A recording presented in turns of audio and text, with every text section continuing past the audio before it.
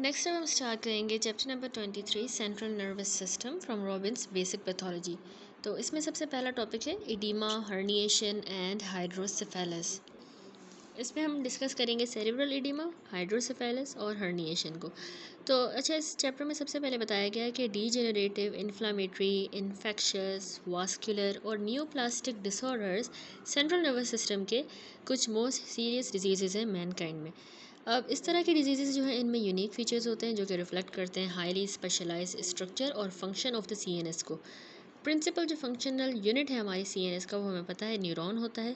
Neurons different types के और different locations के अंदर जो है उनकी डिस्टिंक्ट प्रॉपर्टीज़ हैं, जिसमें उनका फंक्शनल रोल है, उनकी डिस्ट्रीब्यूशन है, उनके कनेक्शंस की, न्यूरोट्रांसमीटर्स कौन सा यूज़ हो रहा है, मेटाबॉलिक रिक्वायरमेंट्स क्या हैं और level of electrical activity at a given moment. तो सेट ऑफ न्यूरॉन्स जो है वो नेसेसरीली क्लस्टर टुगेदर नहीं होता in the region of brain, यानी सेट ऑफ न्यूरॉन जो है वो नेसेसरीली क्लस्टर नहीं है together in the region of brain. वो शो कर सकता है selective vulnerability to various insults, क्योंकि ये शेयर करता है वन और मोर ऑफ दीज प्रॉपर्टीज़। ठीक है, ये सारी जो है इनमें कोई ना कोई प्रॉपर्टीज़ एग्जिबिट करता है, तो उसमें भी वेरियस इंसल्ट्स हो सकती हैं। सिंस डिफरेंट रीजन जो है हमारे ब्रेन के वो पार्टिसिपेट करते हैं डिफरेंट फंक्शन में, तो पैटर्न जो होगा ना क्लिनिकल साइंस एंड सिम्टम का जो फॉलो करता है इंजरी को, वो डिपेंड करता है much of the region of the brain कौन सा इन्वॉल्व हुआ है एज अ पैथोलॉजिक प्रोसेस। तो मेच्योर न्यूरॉन्स जो है वो याद रखिएगा इनकैपेबल होते हैं ऑफ सेल डिवीजन, उनमें नहीं होती। तो डिस्ट्रक्शन इवन छोटे number small number of neurons की भी जो है वो ज़रूरी होती है, इसेंशियल होती है फॉर स्पेसिफिक फंक्शन, जिनका यानी स्पेसिफिक फंक्शन होता है। तो even small number of neurons जो जिनका स्पेसिफिक फंक्शन है वो उनको भी जो है उनकी डिस्ट्रक्शन हो जाती है, तो वो लीव कर देगा इंडिविजुअल को with A neurologic deficit. In addition to neurons in the CNS contain other cells like astrocytes भी हैं, ओलिगोडेंड्रोसाइट्स, जो कि ग्लिया बनाते हैं हमारे CNS में। ठीक है, अब कंपोनेंट्स जो हैं CNS के वो अफेक्ट होते हैं number of unique neurologic disorder से और आल्सो रिस्पॉन्ड करते हैं टू कॉमन इंसल्ट जैसे इस्कीमिया, इन्फेक्शन, इनको रिस्पॉन्स करते हैं in a manner that is distinct from the other tissues. अब before delving into the specific disorder, we briefly review the characteristic morphologic changes that are often seen in the CNS in setting of injury or infection. तो कौन से हमें injury या infection में CNS में morphological changes मिलेंगे वो सबसे पहले हम डिस्कस करेंगे। तो याद रखिएगा फीचर्स ऑफ न्यूरोनल इंजरी में in response to the injury a number of changes हमारे न्यूरॉन्स में होते हैं, उनके प्रोसेसेस में, एक्सॉन्स में भी और डेंड्राइट्स में। तकरीबन 12 घंटों के अंदर ऑफ इरिवर्सिबल वाली अगर हाइपोक्सिक इस्कीमिक इंसल्ट हो तो न्यूरोनल इंजरी जो है एविडेंट होगी on the routine HNE staining. A figure देखें 23.1 ए, यहाँ पे दिखाया गया पैटर्न ऑफ न्यूरोनल इंजरी। ठीक है, इसमें देखें acute hypoxic ischaemia, acute hypoxic ischaemic injury हो गई है सेरेब्रल कॉर्टेक्स में, सेल बॉडीज़ जो हैं वो श्रंकन हो गई हैं और यूजिनोफिलिक, इसको हम कह रहे हैं रेड न्यूरॉन्स। ठीक है, और जो न्यूक्लियाई हैं वो देखें पिक्नोटिक हैं। ठीक है, तो इसमें देखें shrinkage, there is shrinkage of the cell body और पिक्नोसिस भी हो जाएगी न्यूक्लियस की, न्यूक्लियोलस डिसअपियर हो जाएगा, निसल सब्सटेंस लॉस हो गया है और इंटेंस यूजिनोफिलिया मिलता है हमें साइटोप्लाज्म का। तो इसको हम कह रहे हैं रेड न्यूरॉन्स। एक्सोनल इंजरी जो है ना ये ऑल्सो लीड करेगी सेल बॉडी की इनलार्जमेंट के अंदर और राउंडिंग हो जाएगी सेल बॉडी की, पेरिफेरल डिस्प्लेसमेंट हो जाएगी न्यूक्लियस की, इनलार्जमेंट हो जाएगी न्यूक्लियोलस की और पेरिफेरल डिस्पर्जन हो जाएगी निजल सब्सटेंस की, उसको हम कहते हैं सेंट्रल क्रोमेटोलाइसिस। ठीक है, ये सब कुछ हो रहा है एक्सोनल इंजरी में। ठीक है, तो न्यूरोनल इंजरी में थोड़ा चेंज मिल रहा है बनस्पत इस एक्सोनल इंजरी के। ठीक है, तो ये डिफरेंस थोड़ा सा जहन में रखिएगा। इसके अलावा इन एडिशन कह रहा है कि अक्यूट इंजरीज जो है ना वो टिपिकली रिजल्ट करेंगी in the break down of the blood brain barrier और वेरिएबल डिग्री का हमें उसमें सेरेब्रल इडिमा भी मिलता है अक्यूट इंजरीज में। मैनी न्यूरोडिजेनरेटिव डिजीजेस एसोसिएटेड होती हैं स्पेसिफिक इंट्रासेलुलर इंक्लूजन्स के साथ। फॉर एग्जांपल जैसे लेवी बॉडीज़ हमें पार्किंसन डिजीज़ में मिलती हैं और टेंगल्स हमें मिलते हैं अल्जाइमर डिजीज़ में। तो इस तरह की इंट्रासेलुलर इंक्लूजन्स। पैथोजेनिक जो वायरसेस हैं ये भी इंक्लूजन्स बना सकते हैं इन्फेक्टेड न्यूरॉन्स में, just as in the other cells. Such inclusions aid in the diagnosis. तो इन इंक्लूजन्स की मदद से हमें डायग्नोसिस में हेल्पफुल रहता है कि क्या कॉज क्या है इस इंजरी का। ठीक है, अब कुछ जो न्यूरो डिजेनरेटिव डिजीज़ेज़ हैं उनमें जो न्यूरोनल प्रोसेसेस होते हैं ना वो बहुत थिक एंड मोटे हो जाएंगे, थिक एंड और टॉर्चुअस हो जाएंगे न्यूरो डिजेनरेटिव डिजीज़ेज़ में। तो इनको हम कहते हैं डिस्ट्रॉफिक न्यूराइटिस, ये याद रखिएगा, डिस्ट्रोफिक न्यूराइट्स कहेंगे इनको। ठीक है, फीचर्स ऑफ न्यूरोनल इंजरी के बाद नेक्स्ट आता है एस्ट्रोसाइट इंजरी एंड रिपेयर। तो एस्ट्रोसाइट्स जो है ना, याद रखिएगा, ये प्रिंसिपल सेल्स होते हैं जो रिस्पॉन्सिबल होते हैं रिपेयर के लिए भी और स्कार फॉर्मेशन जो हमारे ब्रेन में होती है, इस प्रोसेस को हम कहते हैं ग्लायोसिस। तो किसी भी इन रिस्पॉन्स टू इंजरी ये जो एस्ट्रोसाइट्स हैं इनमें दोनों होगा, एक तो हाइपरट्रॉफी और हाइपरप्लेजिया, दोनों चीज़ें होंगी जब इंजरी होगी। अब न्यूक्लियस इनका याद रखिएगा इनलार्ज हो जाएगा और वेजिकुलर हो जाएगा, जबकि न्यूक्लियोलस जो है वो प्रोमिनेंट होगा। ठीक है, साइटोप्लाज्म एक्सपेंड करेगा और ब्राइट पिंक ह्यू ले लेगा और सेल जो है वो एक्सटेंड करेगा मल्टीपल स्टाउट रेमिफाइंग प्रोसेसेस, जिनको हम जेमिस्टोसाइटिक एस्ट्रोसाइट कहेंगे। याद रखिएगा कि इसका साइटोप्लाज्म एक्सपेंड कर रहा है और जो है मल्टीपल स्टाउट रेमिफाइंग प्रोसेसेस हमें मिलेंगे, जिसको हम जेमिस्टोसाइटिक एस्ट्रोसाइट कहेंगे। जेमिस्टोसाइटिक फिगर देखें तो इसमें ये बी फिगर में दिखाया गया है reactive astrocytes with eosinophilic cytoplasm and multiple हमें रेडिएटिंग प्रोसेसेस इनके मिल रहे हैं। Unlike elsewhere in the body, fibroblasts participate in healing after the brain injury to a limited extent, except in specific setting. जैसे बाकी जगहों पे हमारे फाइब्रोब्लास्ट पार्टिसिपेट करते हैं ना हीलिंग में, तो ब्रेन में यहाँ पे लिमिटेड इसका रोल है, स्पेसिफिक सेटिंग्स में होता है। जैसे अगर पेनिट्रेटिंग ब्रेन ट्रॉमा हो जाए या फिर एप्सिस के अराउंड जो है वहाँ पे सिर्फ फाइब्रोब्लास्ट पार्टिसिपेट करेंगे। अब लॉन्ग स्टैंडिंग जो ग्लायोसिस है उसमें एक साइटोप्लाज्म जो होता है रिएक्टिव एस्ट्रोसाइट्स का, वो याद रखिएगा श्रिंक हो जाएगा अपने साइज में। साइटोप्लाज्म श्रिंक कर रहा है और जो सेलुलर प्रोसेसेस है ना वो भी बहुत ही टाइटली इंटरवोवन होंगे, तो उसको हम कहते हैं फिब्रिलरी एस्ट्रोसाइट्स। ठीक है, उसके इंटरवोवन टाइटली इंटरवोवन प्रोसेसेस हो जाएंगे और साइटोप्लाज्म भी बिल्कुल श्रिंक कर जा रहा है, फिब्रिलरी एस्ट्रोसाइट कहेंगे। देन है कि रोजेंथल फाइबर्स, ये क्या होते हैं? रोजेंथल फाइबर्स थिक से इलोंगेटेड ब्राइटली यूजिनोफिलिक प्रोटीन के ही एग्रीगेट होते हैं, जो कि हमें फाउंड होते हैं इन द एस्ट्रोसाइटिक प्रोसेस। उनके प्रोसेसेस के अंदर ये मिलते हैं हमें प्रोटीन के एग्रीगेट्स। कब मिलेंगे? क्रोनिक ग्लायोसिस में मिलेंगे और कुछ लो ग्रेड के ग्लायोमास में भी मिल सकते हैं। अच्छा जी, तो एस्ट्रोसाइट की बात आता है नेक्स्ट ओलिगोडेंड्रोसाइट। ओलिगोडेंड्रोसाइट जो है ना ये माइलिन को प्रोड्यूस करेगा, जो एग्जिबिट करता है limited spectrum of specific morphologic changes in response to various injuries. ठीक है, क्योंकि उसमें माइलिन है तो इतनी उसमें इंजरी नहीं होती। अब जो प्रोग्रेसिव जो मल्टीफोकल ल्यूकोइंसेफेलोपैथी है उसमें वायरल इंक्लूजन्स याद रखिएगा हमें इस ओलिगोडेंड्रोसाइट्स में ही मिलती हैं इस डिजीज़ में। ठीक है, प्रोग्रेसिव मल्टीफोकल ल्यूकोइंसेफेलोपैथी में हमें वायरल इंक्लूजन ओलिगोडेंड्रोसाइट्स के अंदर मिलेंगी with smudgy homogeneous appearing enlarged nucleus. ठीक है, न्यूक्लियस इनलार्ज सा होमोजीनस अपीयरिंग स्मजी सा नजर आएगा। माइक्रोग्लियल सेल्स की बात करें इनकी इंजरी में, तो ये हमारे लॉन्ग लिव्ड सेल्स होते हैं जो एम्ब्रियोनिक यॉक सेक्स से डिराइव होते हैं, जो फंक्शन करते हैं as a resident phagocytes of the CNS की तरह, माइक्रोग्लियल सेल्स। अब जब ये एक्टिवेट होंगे ना टिश्यू इंजरी की वजह से या इन्फेक्शन या ट्रॉमा की वजह से, तो ये प्रोलिफरेट करेंगे। प्रोलिफरेट करके बहुत ही प्रोमिनेंट हिस्टोलॉजिकली हमें नज़र आएंगे। तो माइक्रोग्लियल सेल्स जो है ले सकते हैं अपीयरेंस ऑफ एक्टिवेटेड मैक्रोफेजेस उन एरियाज़ में जहाँ पे डीमाइलिनेशन है, ऑर्गेनाइजिंग इन्फाक्ट मौजूद है या हेमरेज हो गया है, या किसी और सेटिंग ऑफ इन्फेक्शन में ये जो है एक्टिवेटेड मैक्रोफेजेस वाली अपीयरेंस ले लेंगे। ठीक है, इनका न्यूक्लिया जो है ये अपना डेवलप करेंगे इलोंगेटेड सा न्यूक्लिया, इसको फिर हम कहेंगे रॉड सेल्स, तभी हम इसको इलोंगेटेड न्यूक्लिया की वजह से रॉड सेल कहेंगे। तो एग्रीगेट्स जो है इसी इलोंगेटेड माइक्रोग्लियल सेल्स के टिश्यू इंजरी वाली साइट्स पे, वहाँ पे हम इनको कहेंगे माइक्रोग्लियल नोड्यूल्स। ठीक है, जहाँ पे ये आए हैं और एग्रीगेट्स बन गए इलोंगेटेड, इन्होंने अपने अपने आप को इलोंगेट कर दिया है, तो हम इनको माइक्रोग्लियल नोड्यूल्स कहेंगे। तो अब इस सी फिगर में देखें, यहाँ पे जो है हमारे पास दिखाया गया है इस फिगर में कलेक्शन ऑफ माइक्रोग्लियल सेल्स जो कि बना रही है पुअरली डिफाइंड नोड्यूल। ठीक है, और ये बहुत ही कॉमन फाइंडिंग है जो हमें वायरल इन्फेक्शंस में मिलती है। ठीक है, पुअरली डिफाइंड नोड्यूल बना रही है। देन कह रहा है कि सिमिलर कलेक्शंस जो है इसी तरह के माइक्रोग्लियल नोड्यूल्स की जो एग्रीगेट्स हैं इनके, ये हमें मिल सकते हैं congregating around and phagocytosing the injured neurons. ठीक है, उनको यानी इंजर्ड न्यूरॉन्स के अराउंड कॉन्ग्रीगेटेड भी मिलेंगे और उनको फैगोसाइटोज करते हुए भी नजर आएंगे, तो तब हम इनको कहेंगे न्यूरोनोफेजिया, क्योंकि ये न्यूरॉन को ही फैगोसाइटोज करें तो न्यूरोनोफेजिया कहेंगे। देन आता है एपेंडाइमल सेल्स। तो ये हमें पता है हमारे वेंट्रिकुलर सिस्टम को ब्रेन में लाइन कर रहे होते हैं ये सेल्स, और हमारी central canal of the spinal cord को। तो सर्टेन पैथोजेंस पार्टिकुलरली जैसे साइटोमेगालो वायरस है ना, ये प्रोड्यूस करता है एक्सटेंसिव एपेंडाइमल इंजरी करवा देता है, विथ टिपिकल वायरल इंक्लूजन्स भी हमें मिलती हैं।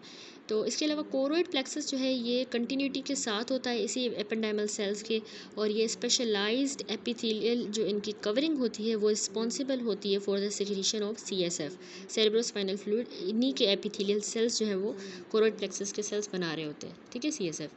तो अब चलते हैं इस चैप्टर के पहले टॉपिक पे, which is the oedema, herniation and hydrocephalus. देखिए हमारा ब्रेन और जो स्पाइनल कॉर्ड है ये इनकेस हुए हैं within the skull and spinal canal के अंदर, ठीक है, with nerves and blood vessels जो कि पास कर रही होती हैं थ्रू द स्पेसिफिक फोरामिना। अब जो फ़ायदा है इस हाउसिंग का of the delicate CNS with in the hard rigid structures वो ऑब्वियस है, लेकिन ये जो अरेंजमेंट है ना ये बहुत ही लिटिल रूम प्रोवाइड कर रही है for the expansion of the brain in the disease state. कोई भी डिजीज़ हो गई है तो फिर वो ब्रेन एक्सपेंड नहीं कर पाता क्योंकि इसमें बहुत कम रूम मिल रहा है, कमरा जो है बहुत छोटा है इसके लिए, ठीक है। तो जैसा एज अ रिज़ल्ट इसके नतीजे में जो वर्चुअली कोई भी इंक्रीज़ अगर हमारे स्कल में वॉल्यूम में इंक्रीज़ आ जाता है उसके कंटेंट में, तो वो बहुत ज़्यादा इंक्रीज़ करवा देगा इंट्राक्रैनियल प्रेशर को। Substantial increase in the intracranial pressure compromise कर देता है एबिलिटी हमारे कार्डियोवास्कुलर सिस्टम की कि वो डिलीवर करे ब्लड टू द ब्रेन, ठीक है, क्योंकि वहाँ पे प्रेशर बढ़ गया तो ब्लड वहाँ पे डिलीवर नहीं हो पाएगा, तो उसके नतीजे में ब्रेन की परफ्यूजन, याद रखिएगा, कम हो जाएगी और उसके नतीजे में सीरियस या फैटल कॉन्सिक्वेंसेस होंगे। तो डिसऑर्डर्स जो कि डेंजरस इंक्रीज़ करवा देते हैं हमारे इंट्राक्रैनियल कंटेंट के वॉल्यूम का बढ़ा देते हैं, उसमें एक तो जनरलाइज्ड सेरेब्रल इडीमा, उससे इंट्राक्रैनियल कंटेंट का वॉल्यूम बढ़ सकता है। इसके अलावा हाइड्रोसेफेलस से हेमरेज हो जाए या इस्कीमिया और कोई भी मास लेजन जैसे कि ट्यूमर्स। तो सबसे पहला टॉपिक है सेरेब्रल इडीमा। देखिए सेरेब्रल इडीमा होता है कि बहुत ज़्यादा एक्यूमुलेशन हो जाए एक्सेस फ्लूइड की with in the brain parenchyma, उस पैरेन्काइमा के अंदर जो है एक्यूमुलेट कर जाए। तो अब दो तरह की होती हैं टाइप्स, जो often together particularly after the generalised injury, ठीक है, किसी भी जनरलाइज्ड इंजरी के बाद ऑफन ये होती हैं। एक होता है वेजोजेनिक एडिमा, दूसरा साइटोटॉक्सिक एडिमा। वेजोजेनिक एडिमा होगा जब इंटेग्रिटी जो है हमारे नॉर्मल ब्लड ब्रेन बैरियर की, उसकी इंटेग्रिटी डिसरप्ट हो जाए, तो ये अलाउ करेगा फ्लूइड को कि वो शिफ्ट हो from the vascular compartment to extra cellular spaces of the brain, ठीक है, वास्कुलर कंपार्टमेंट से फिर बाहर आ गया extra cellular spaces of the brain के अंदर, क्योंकि ब्लड ब्रेन बैरियर डिस्टर्ब हो गया इस वेजोजेनिक एडिमा में। अब वेजोजेनिक एडिमा लोकलाइज भी हो सकता है, फॉर एग्जांपल कि अगर बहुत ज़्यादा वास्कुलर परमिएबिलिटी बढ़ जाए किसी इन्फ्लामेशन या ट्यूमर की वजह से, या फिर ये जनरलाइज भी हो सकता है। दूसरी टाइप है साइटोटॉक्सिक एडिमा। अब ये इंक्रीज़ होता है इंट्रा सेलुलर फ्लूइड का, याद रखिएगा इंट्रा सेलुलर फ्लूइड जो है सेकेंडरीली न्यूरोनल या ग्लियल सेल की इंजरी के बाद जो है वो फ्लूइड इंट्रासेल्युलरली बढ़ रहा है, जैसा कि जनरलाइज्ड हाइपोक्सिक या इस्कीमिक इंसल्ट्स में होता है ना, जब या फिर किसी सर्टेन टॉक्सिन के साथ एक्सपोजर हो। तो यहाँ पे भी इसी तरह हो रहा है साइटोटॉक्सिक एडिमा में, कि यानी न्यूरोनल या ग्लियल सेल्स को हाइपोक्सिक या इस्कीमिक इंसल्ट हुई, फिर उनकी जो है इंजरी हो गई इन न्यूरोनल्स और ग्लियल सेल्स की, तो उसकी वजह से सेकेंडरीली फिर जो है वो इंट्रासेलुलर फ्लूइड बढ़ जाएगा। अब जो एडिमेटस ब्रेन है वो याद रखिएगा नरम होता है, सॉफ्टर होता है बनस्बत नॉर्मल, और ऑफन अपीयर होगा ओवरफिल द क्रेनियल वॉल, ठीक है, उसको ओवरफिल करता हुआ हमें नज़र आएगा। इन जनरलाइज एडिमा गायराए जो है वो फ्लैटेंड हो जाएंगे और इंटरवीनिंग जो सल्काए होते हैं वो नैरोड हो जाएंगे, वो या आपने याद रखना है, और वेंट्रिकुलर कैविटीज़ जो है वो बिल्कुल कंप्रेस हो जाएंगी। जो वेंट्रिकल्स होते हैं ना हमारे ब्रेन में चार, वो कंप्रेस हो जाएंगे।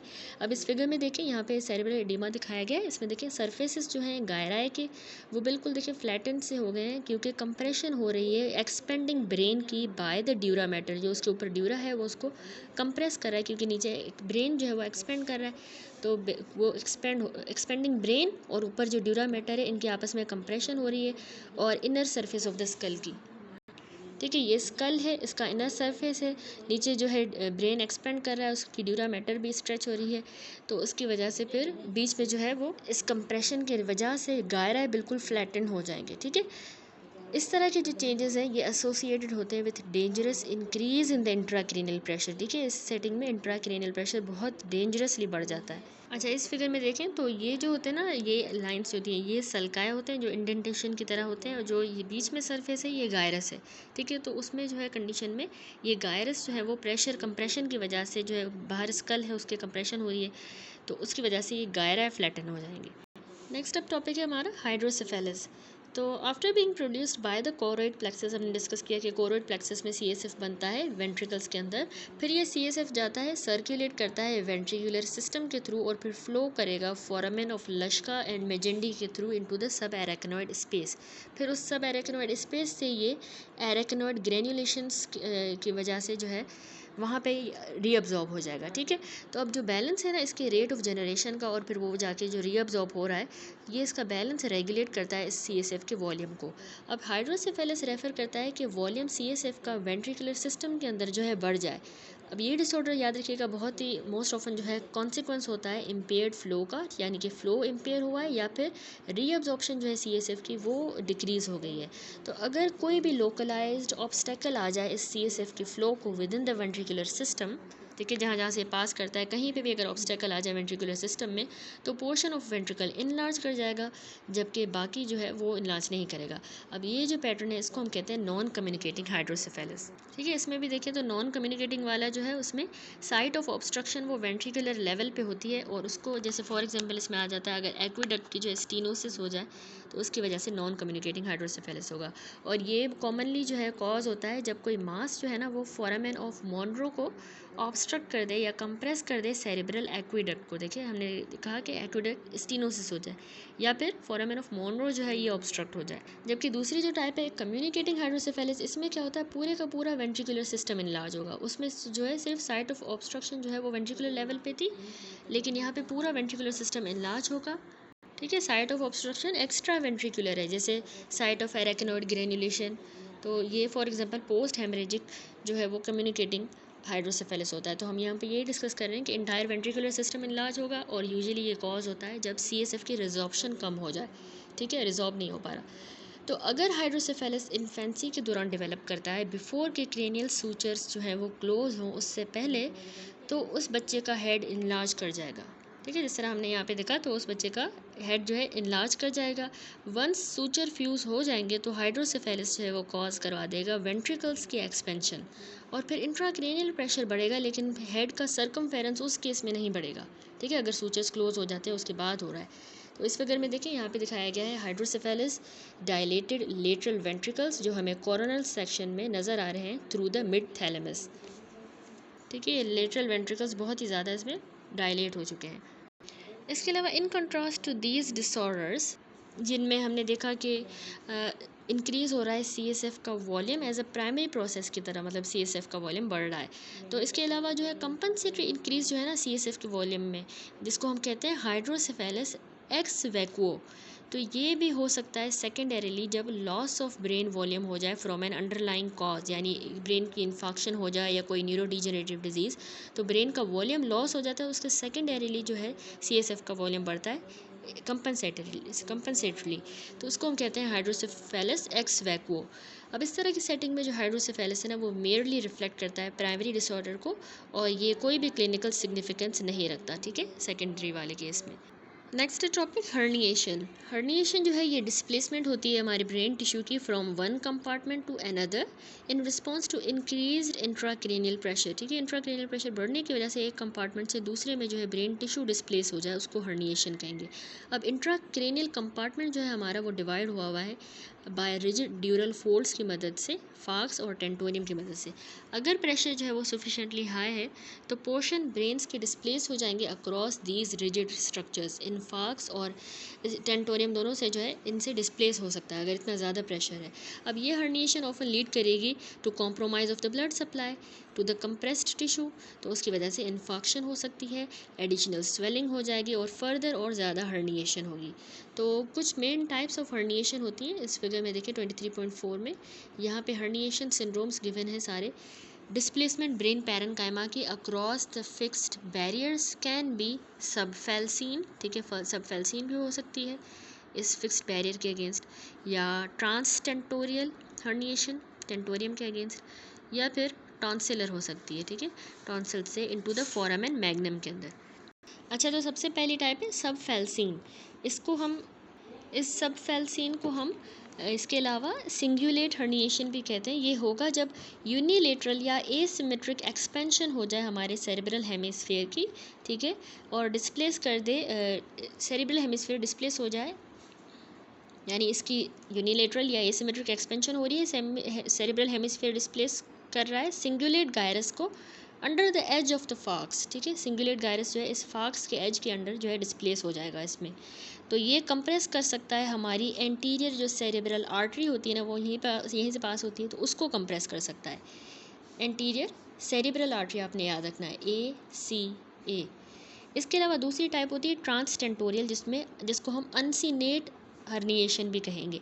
तो ये होगा जब मीडियल एस्पेक्ट जो है ना, हमारे टेम्पोरल लोब का भी मीडियल एस्पेक्ट वो कंप्रेस हो जाए against the free margin of tentorium, इसके फ्री मार्जिन के इस टेंटोरियम के अगेंस्ट कंप्रेस हो।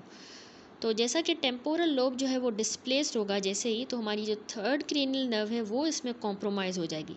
तो उसके नतीजे में याद रखिएगा प्यूपिलरी डायलेशन होगी और ऑक्यूलर मूवमेंट्स इम्पेयर हो जाएंगी उस साइड वाली लेजन की, ठीक है, ब्लॉन प्यूपिल हम उसको कहेंगे। तो इस केस में अब याद रखिएगा पोस्टीरियर जो सेरेब्रल आर्टरी है वो भी कंप्रेस हो सकती है, जिसके नतीजे में इस्केमिक इंजरी हो जाएगी उन टिश्यूज़ को जो इस वेसल से सप्लाई होते हैं, ठीक है, पोस्टीरियर सेरेब्रल आर्टरी से, इंक्लूडिंग हमारा जो प्राइमरी विजुअल कॉर्टेक्स है वो भी इससे सप्लाई होता है, तो उसमें भी जो है अफेक्ट पड़ सकता है उस पर। With the further displacement of the temporal lobe, pressure जो है हमारे मिड ब्रेन पे कंप्रेस कर सकता है कॉन्ट्रालेटरल वाले सेरेब्रल पेडंकल को अगेंस्ट द टेंटोरियम, ठीक है, उस कॉन्ट्रालेटरल सेरेब्रल पेडंकल को कंप्रेस कर सकता है अगेंस्ट द टेंटोरियम, जिसके नतीजे में हेमीपैरेसिस हो सकती है ipsilateral to the side of the herniation, यानी इस साइड पे हर्निएशन हुई है तो इसकी वजह से इसको भी कंप्रेस कर रहा है, तो इससे साइड की इप्सिलेटरली हेमीपैरेसिस भी हो सकती है, ठीक है।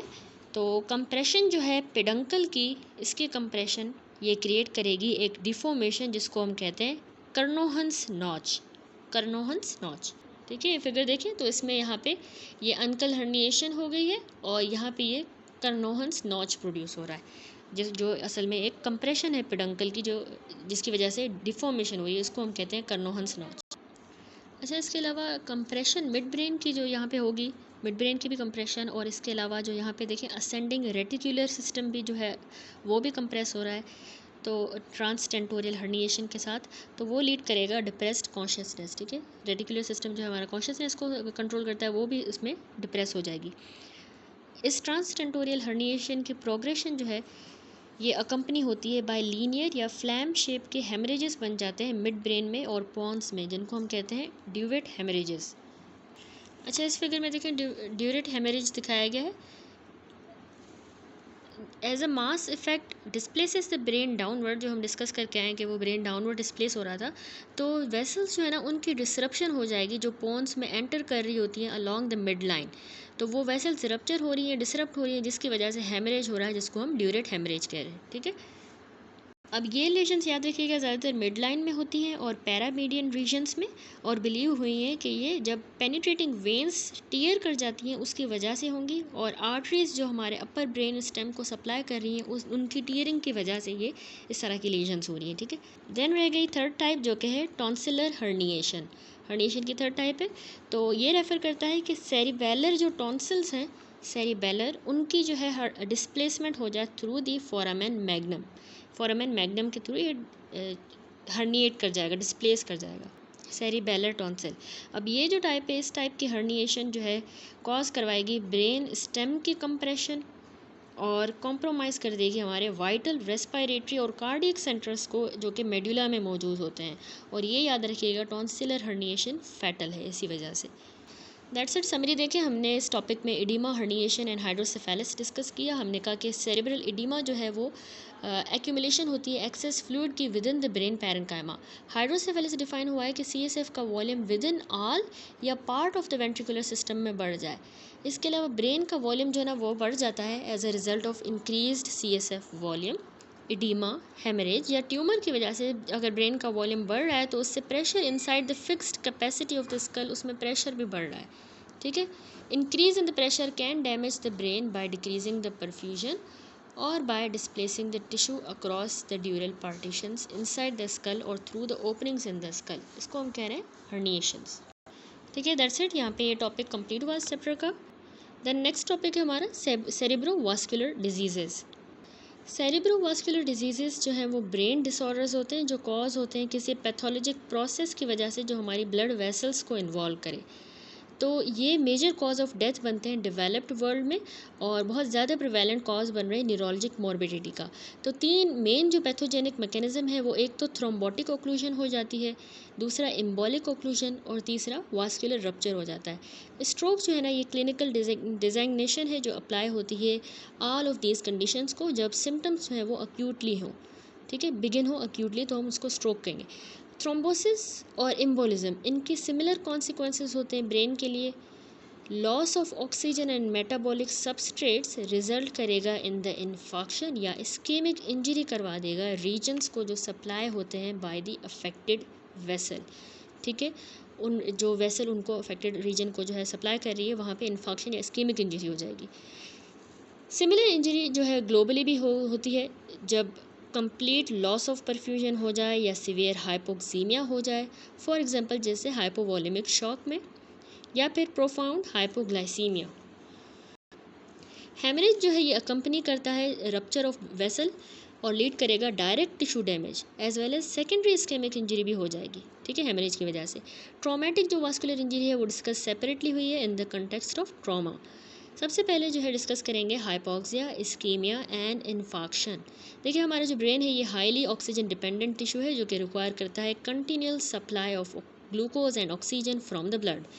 Although it constitutes no more than 2% of the body weight, brain जो है लेकिन फिर भी रिसीव कर रहा है 15% of the resting cardiac output और ये रिस्पॉन्सिबल है 20% ऑफ द टोटल हमारी जो बॉडी की ऑक्सीजन कंजप्शन है वो ब्रेन से हो रही है। सेरेब्रल जो ब्लड फ्लो है ना ये नॉर्मली रहता है stable over a wide range of blood pressures पे और इंट्राक्रेनियल प्रेशर्स पे, क्योंकि ऑटो रेगुलेशन हो रही है हमारे वास्कुलर रेजिस्टेंस की। ठीक है, ऑटो रेगुलेशन मैकेनिज्म के थ्रू ये मेंटेन रहता है। अब ब्रेन जो है वो डिप्राइव हो सकता है ऑक्सीजन से बाय 2 जनरल मैकेनिज्म। एक तो अगर फंक्शनल हाइपोक्सिया हो जाए, दूसरा इस्कीमिया। फंक्शनल हाइपोक्सिया याद रखिएगा कॉज होता है जब लो पार्शियल प्रेशर हो ऑक्सीजन का, फॉर एग्जांपल अगर कोई हाई एल्टीट्यूड पे चला जाए या फिर जब ऑक्सीजन कैरिंग कैपेसिटी इम्पेयर हो जाए पेशेंट की, जैसे सीवियर अनीमिया में, कार्बन मोनोऑक्साइड पॉइजनिंग में। इसके अलावा या फिर अगर कोई टॉक्सिन जो कि ऑक्सीजन के यूज़ के साथ इंटरफेयर करे जैसे कि साइनाइड पॉइजनिंग, तो इस सेटिंग में फंक्शनल हाइपोक्सिया होगा। दूसरा होता है